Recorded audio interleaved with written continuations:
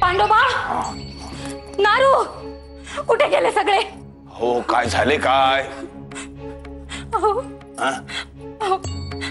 माझ्या आईचा दागिन्यांचा डबा होता ना, तो सापडत नाहीये कुठे. कुठेच दिसत नाहीये. सापडत नाहीये म्हणजे? पांडोबा, मला खरे खरे सांग, माझ्या खोलीत कोण कोण गेले होते सांग मला. काय झालं? काय झालं काय विचारतोस? लक्ष कुठे असते तुझे? माझ्या आईचा दागिन्यांचा डबा हरवला.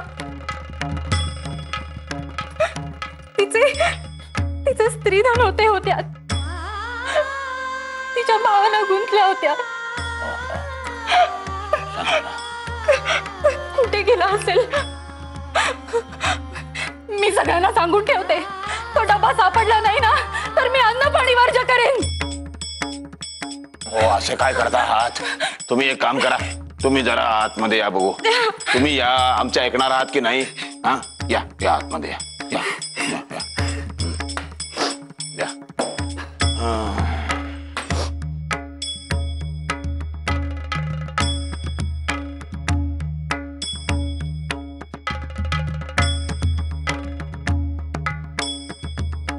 या बघू आधी, या इथे या. हर हर या.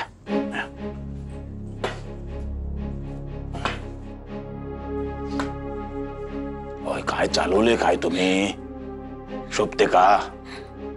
आता नोकर माकरांची काय जबानी घेणार आहात? असे करू नका. आपल्या घरामध्ये आजपर्यंत कधी चोरी झालेली नाही आणि आत्ताही झाली नसेल. काळजी करू नका. पण मी म्हणते, मग तो आईचा दागिन्यांचा डबा गेला तरी कुठे? तरी मी बाळंबटजीनं म्हटले होते की तो तुमच्यापाशीच ठेवा, पण काही दिवसांपूर्वी त्यांनी तो माझ्याकडे सुपूर्द केला होता आणि आता कुठेही सापडत नाहीये. असेल हो, असेल.